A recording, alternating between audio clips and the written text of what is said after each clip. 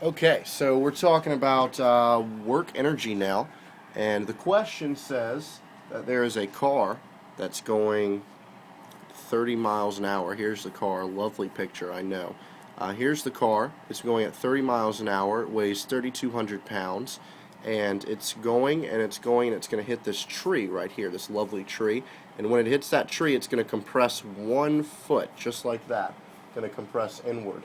And the question is, what force is required to stop the car in that distance of 1 foot? So when it hits, it's going to go 30 miles an hour, hit the tree, and then squinch up, and it's going to compress in that 1 foot. So what's the force required on that car to do that? So we set it up here, and our initial kinetic energy is 1/2 mv squared, and the work required to stop the car is the force times d, and that's negative 1/2 mv squared.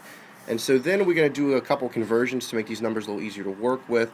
We know that m is 3,200 pounds, and we convert that to 14,230 newtons. Our velocity, 30 miles an hour, we converted that to 44 feet per second.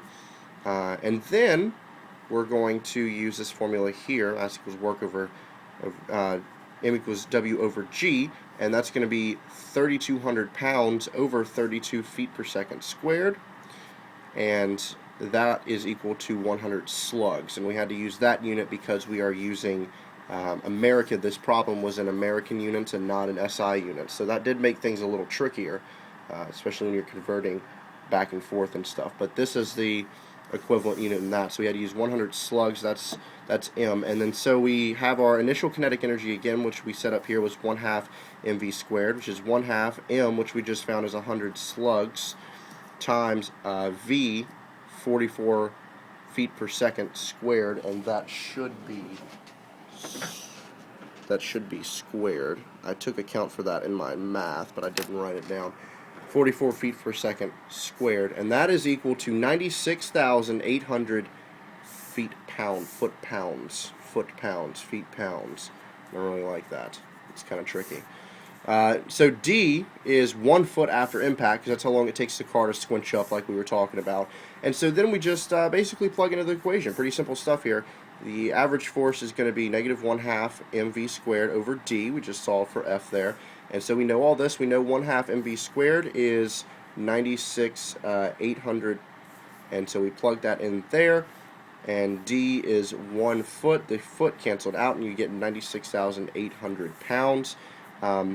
This negative right here, we've kind of disregarded for the sake of relevance because you can't exactly have negative pounds.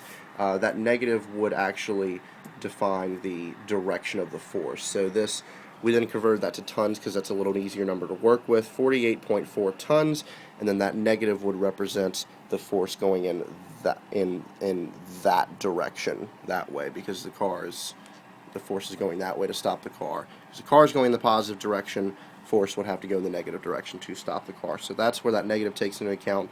However, tons can't actually be a negative, so it would take 48.4 tons of force to stop that car in the negative direction. So that's it. There's work and energy, kinetic energy, all kinds of fun stuff there. Yeah, that's pretty much it. Nice little doodle of a car right there. Pretty fun stuff. Here's another doodle of a car with a tree. Pretty fun stuff. Alright, peace out.